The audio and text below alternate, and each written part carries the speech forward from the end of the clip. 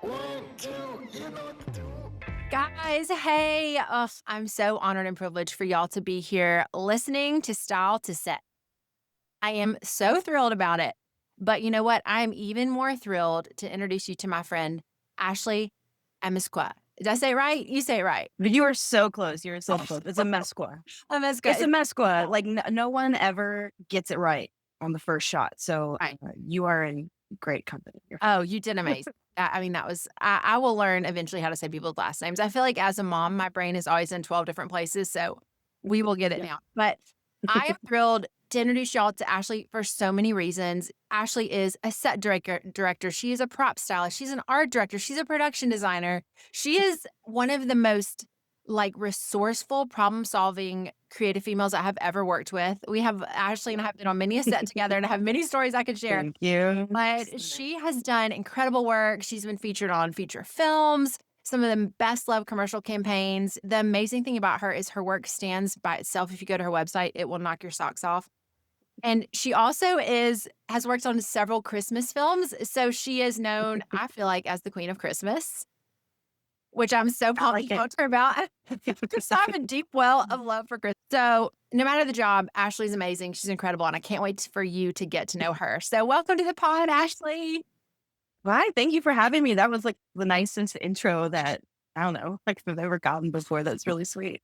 Thank you. Well, it's so true. And I have to be honest, Ashley and I are also friends, and she's also my neighbor. So she lives down the road, and it's amazing. We could have done this in the same room, but this is fun too. We It's too totally cold. could have. Right. We Yes. both could go outside, honestly. It is So currently, how many degrees is it? It's like 10 degrees or something it's crazy. not enough for me to go outside. Yeah. Heck no. No. My children keep asking to go outside, and I'm like, you guys, unless y'all put on 3 layers, we're not Mm-mm. doing it. No, Um, guys, we're Southerners. yeah, We we're can not go made, outside. like, I own one pair of sweatpants. I'm not made for this. Yeah. No. Um, okay, so Ashley, tell me a little bit about yourself. Tell me about what arenas that you are doing creative work and styling in and sort of how you landed there. Okay. I would say my main jobs are set decorator and prop master or prop stylist, depending on what field you're in. And it changes all the time. Like I said, depending if I'm doing a commercial or if I'm doing a movie or an episodic or a photo shoot. So in the general world, I'm a set decorator and prop stylist, I think is like what I would narrow it down to. Try to explain people. And how I got here, I went to college for mass communication and I did a concentration in video production. And then I started actually working for a program in college that did live events. So we did all the concerts, whether it was like Peruvian pan flute players like or the Goo Goo Dolls, you know. So Wow. I was more in the coordinating role and I was looking at, bands writers and doing dressing room stuff. And so that was actually my real start in production is working live events in college. And then when I graduated, I started doing some movies. I had a desk job for 3 years in the industry, but not on set. And then I moved to Nashville and I've been here for 15 years. I started out as a PA and an art assistant, art production assistant. And I've kind of woven in between the worlds of production and art. And for the last 8 years, I've been doing art pretty much. And I like it here. Isn't I Nashville like the it best? here. Like, oh, I know Yeah. a lot of people. Okay, and I get that. There's a lot of people in this city, but it's truly is the best place to be. It is great, and it's been incredible to watch the city grow. I'm from a very, very, very small town, Mm. and like there are no stoplights in my town. That There's churches and post office and a cafe, wow. and a legit general store. No joke, general store. So before I moved to Nashville, I hadn't, lived in a city too much other than like Baltimore and DC. Mhm. But just to see the city grow, it's kind of been incredible. It's not the same place anymore, but it still has the community has still kept its charm. So, Yeah. okay, so for those of you guys who obviously this is our first episode, you're new to the pod, you're sort of intrigued by this idea of being a stylist, which, and, in all honesty, I feel like stylist doesn't even do justice to the well of creativity that runs in your veins, Ashley. Like, you are a Thank you. problem solver. Yes, you are a visionary. You are a detail oriented master. So tell me about because we were talking earlier before we press record about like when you first dove into art, the internet was not a thing, which I know is wild for a lot of Yeah. people. Like the internet was a baby. Like I think Facebook started Yeah. when I was in college, my like sophomore. Yeah. So We how didn't did you have, do yeah, that? Like how did you get work? How did you develop your craft? Like tell me about that. Craigslist. Yes, Craigslist. Hats off the Craigslist. Haven't been on there in years, but that is how like work used to be found. You know, you would look in the work section and they would be like, you know, when I moved to town, I would look there because I didn't know anybody when I moved to Nashville. So it was just emailing production companies and looking for things on Craigslist. I don't know if I posted anything like I'm a PA looking for work. I don't think I did Right. that. I think it was more me just like looking for posts. And I did a couple of those.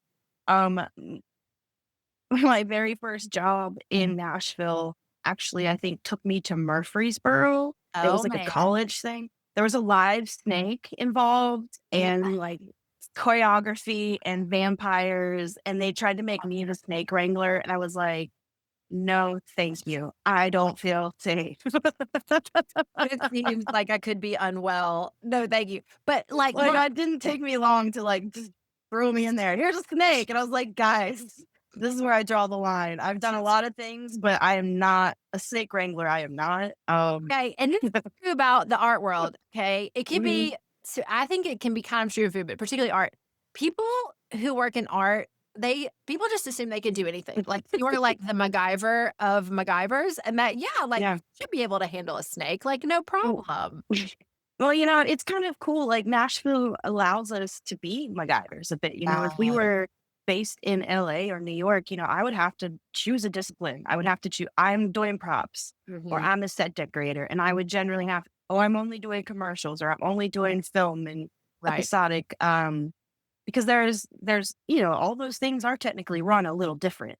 Mhm. But Nashville's been really great. I've been able to try a bunch of different stuff Yeah. while still making a living. I think it only makes you stronger and being able to work with low budgets and the things, not even low budgets, but just supplies. Like I said, we're not New York or LA. We don't have a lot of prop houses Yeah, or that's set right. deck houses. We don't have like the supplies and the structure necessarily. So we're out shopping and thrifting and, you know, sourcing like the old fashioned way kind of.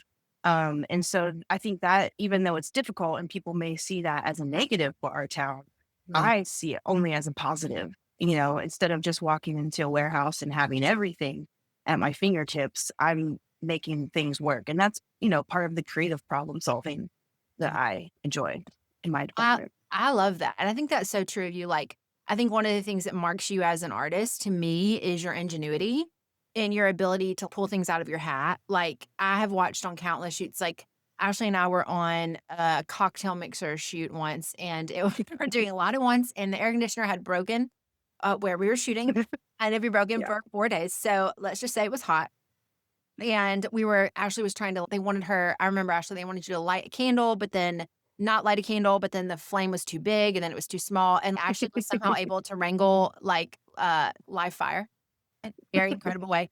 But so to Ashley, tell me about is there a story that stands out in your mind of like we were talking about Ashley has styled some for a series that's going on right now in Nashville and it has different time periods within the series. And so Ashley was having to source some things from different time periods. Like is there a story that stands out to you, friend, of having to find something really hard to find that was really important for a scene and the way you found it?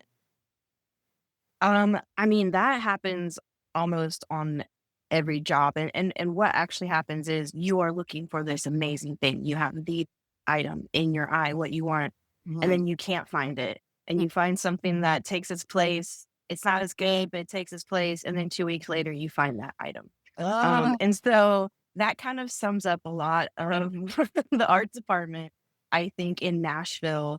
You just have to know the city really well and know where to find stuff. And I like working with like the things around me and getting creative that way. And I think having a producing background and having an art department background kind of helps me navigate those.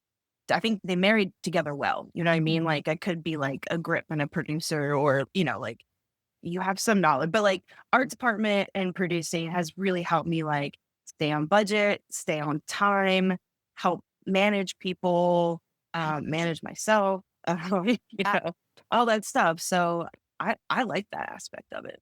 that's beautiful. I think that's so cool, and I think one of the amazing things about being in art styling world is we're often called upon to remain calm in situations that otherwise people may want to freak out in. Yeah. Can you think of, like, the craziest thing that's maybe ever happened to you on set where you're like, "Okay, this is 100% not working, but I have to remain calm, and I literally have to figure this out."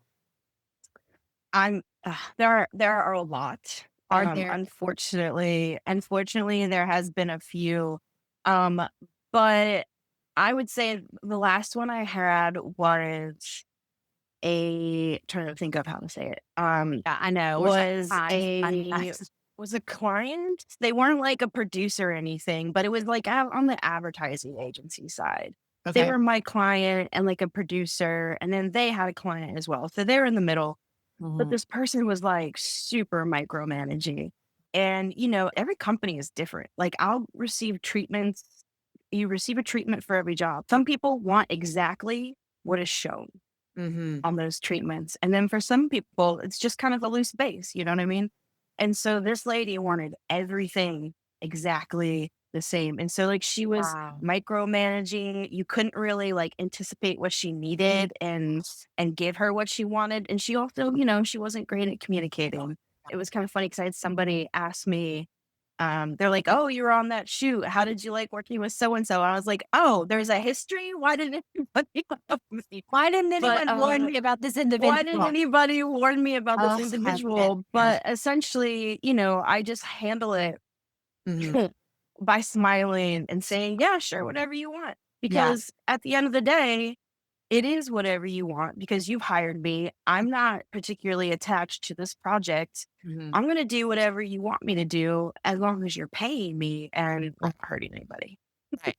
I Oh, really yeah. feel the same way. Like, I really feel like at the end of the day, like, my fullest creative expression, it today is not hanging on, like, me doing what I want on set, right? Like, we are Hmm. really hired by a client, by an agency to create what they have in mind. And I think when I first started my career, that was really hard for me because I would just get so Hmm. tied to my creative idea and what I wanted to do. And I really took the school of hard knocks to be like, actually, no, it's not about, me. It's about what they want and their Yeah. vision. But I Yeah. will say at the same time, our role also is to add to that vision and take it further than maybe the client thought it could go because we have this well of experience. We have these resources Hmm. that we can bring to the table. Do you feel that way? Yeah. Oh, no, I definitely felt it, especially on that job. And, maybe 10 years ago, it would have bothered me and I would have spiraled about like Right. my ability or does she not think that I'm good at my job? Why Yeah. does she feel like she needs to just do it all and not let me just take whatever creative vision?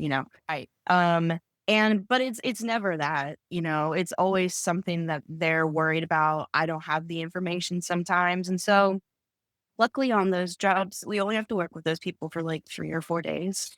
And I can always choose not to work with them again. And that's the beauty of the freelance world. And so generally, if they're not being horrible, Mhm. personality wise and cruel to people, I'll just grin and bear it and, generally keep my mouth shut unless, I see something crazy. But unless they're doing something harmful, then, it's their job, it's their money. As long as they like, "Hey, you wanna do this thing? It's gonna cost this much. You have to pay for it." Right. It's not coming out of my pocket. So it's like, whatever you wanna do, it's fine with me. Well, and speaking of budgets, like that's a huge part of what you do as well is keeping track of everything you've purchased for a set, everything you're Mhm, bringing to set, everything you're returning. So, Ashley, for somebody who is new to this whole art world and they're like, okay, what does she mean by a treatment? What does she mean by sourcing things? Could you mhm. describe maybe like a typical day as a prop stylist on set from start to finish? Like, what are you doing when you arrive? What have you done to lead up to it? And then, Mhm. like, how does it end? Do you get what I'm saying? Yeah, I'll tell you. So, like, if when a client contacts me, usually they send me a treatment or a script. It depends on the job. Sometimes they have a budget already in mind, and they ask me if I can do it for that amount. Sometimes they'll ask me to build a budget. It really depends on the person. And so I look at that and then, I see how many people it's going to take. I have to calculate. So essentially I'm making a budget. I build a team, I build a prop list, I let them know how much it's going to take. And then I have to figure out how to source it, whether I need to source it local. Am I going to have enough time to have anything shipped in? That's always kind of like the main thing is time. Mm. On jobs, I usually have time or money. I don't generally have both. Wow. Which would be like the dream, like to have time and money, to have stuff shipped in and have your perfect whatever. But that's almost never the case, which is fine. And so at that point, I'm either going out. Unfortunately, I do a decent amount of shopping on Amazon just because it's quicker. And ever since COVID, supply lines aren't the same. Stores aren't stocked. Like if you want to buy a couch for a shoot, like you'd have to order it. Like the people Yeah. just don't have couches in stores really anymore. Occasionally Right. they do. Uh-huh. But it's really hard to find sometimes. And so like at that point, you have your list of like things you need to source, places you need to go. And on some jobs, you have multiple sets. Like maybe you have a kids room or maybe you have a time period or maybe you have like an outdoor set. I think it just takes a lot of training and years for shopping. Like it's Shopping hard for me to process. it's hard for me to shop on my own for myself. Like, I don't even know if I really enjoy it because when I go and I'm out working and I'm shopping, I call it power shopping. My head is constantly on a swivel and I'm like, I think I have vertigo. I'm just always looking for something. And it's also weird because now I know kind of like the flow of stores and merchandising and the seasons and how much things cost. And like, that's a weird skill I never thought I would have. That's what, You learn it's too like, much. yeah, you're like, the Hobby Lobby Christmas line versus the Adderall Christmas line. I'm like, why would I need to know that ever? But I do. I do Yeah. know that. So It's such a skill though. It really is. yeah. Art, people that work in art are I keep on saying this, the most resourceful, knowledgeable people about so many things and so many Yeah. resources. I know now, and I know, and you don't have to say this if you don't want to, but I know sourcing spots are stylist closely guarded secrets in a way because you're like, Oh yeah. but But I'm not that person. okay. Because I know I've some never people are been like, that person. okay, right. Some people are part of what I bring to the table is my knowledge of where to get all this stuff. So, or some Oh people are very yeah. protective of locations. Like I'm not going to tell anybody about this thing, so have it in my back pocket, whatever. But I Mm-mm. was going to ask you, what is your favorite place to source? Because to Amazon's credit, a lot of times I have found now clients send Amazon links as what they exactly want. Like, and so part Yeah. of it is like I need to have Makes exactly it what easy. I want Yeah. for sure. Okay. Favorite place to source things. Yeah. Whoa, what I was gonna say is, as far as like the secretive nature, I think that's a horrible idea. Guarding your things. I have always been open about where I source things. Anybody asks me anything, I'll let them know. And then we have like a female art director group chat in Mhm. town that somebody started as like a thing to get together, but then we kind of turned it into like a sourcing thing. Cool. Because we only have one prop house in town and they're great. They're called Art Dogs. Mhm. Call them if you check out their website if you get a chance. But they don't have everything we need. And there aren't really there's one other place, Spark. Spark is really great. They have a lot of vintage like velvet couches and just kind of they do a lot of event stuff. So you don't need that kind of thing for every job, but they've got a great warehouse of stuff. But yeah, we started that group chat.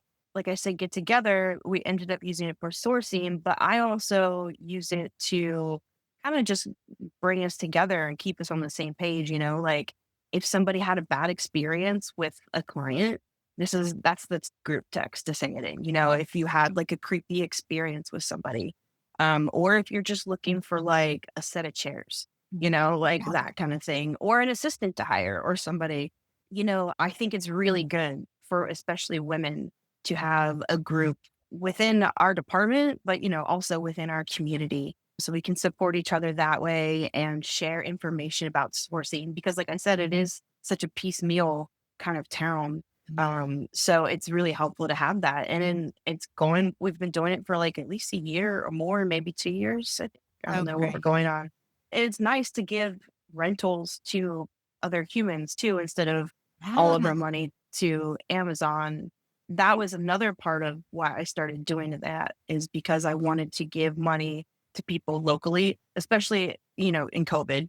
It Mhm. started actually during COVID because we couldn't find anything in town. So I was like, who's got this? Somebody in town has done a job about sunflowers. I need 50 giant sunflowers. Who in I town has giant sunflowers? And know. then somebody did. Oh, I did this weird thing, 5 years ago, and I have 75 sunflowers, So like that's how it happens in Nashville.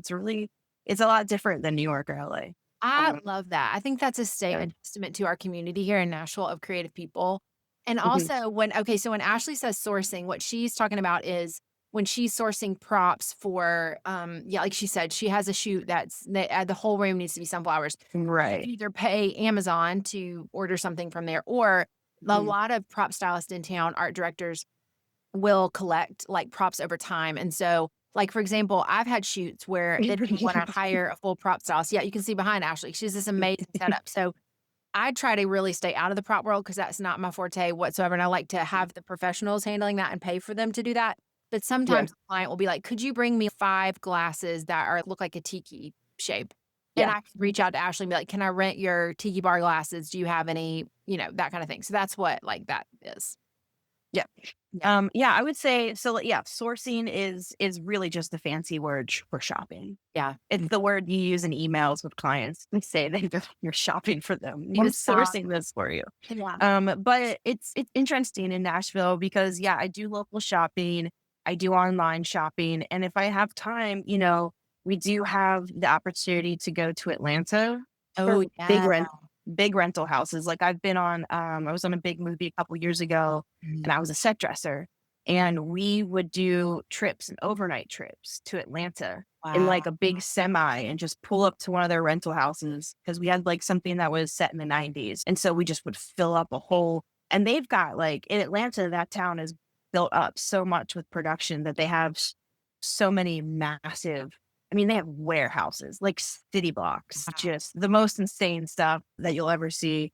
And so on really special occasions and for special, I guess, like niche ideas, like if we needed, like one of the prop houses down there, I saw the whole, like a jury, like for a courthouse, like a jury box, like What? a 20 by 40. And they're like, oh yeah, we just put it on wheels and we just roll it. And I'm like, didn't know that was like a thing you could roll around. Yes. And then they had like the plaintiff box and the judge box. And I'm like, I thought I didn't know.